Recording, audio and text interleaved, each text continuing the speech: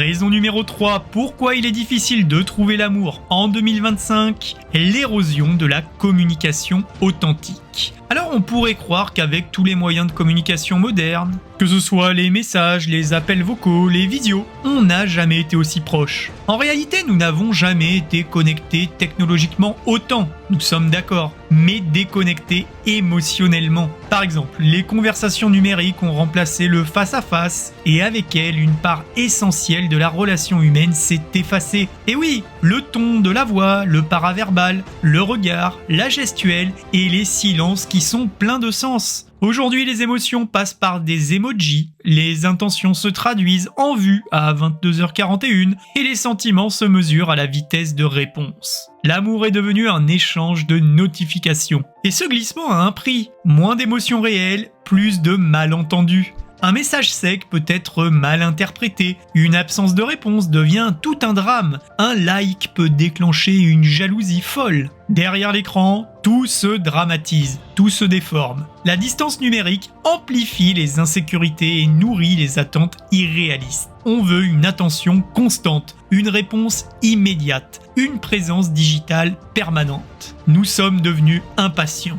Mais dans cette hypercommunication, on perd la vraie rencontre. On apprend à séduire par message, mais plus à se regarder dans les yeux. On sait écrire l'amour, mais plus le vivre. La communication virtuelle crée l'illusion d'un lien, mais sans la profondeur de la vulnérabilité réelle.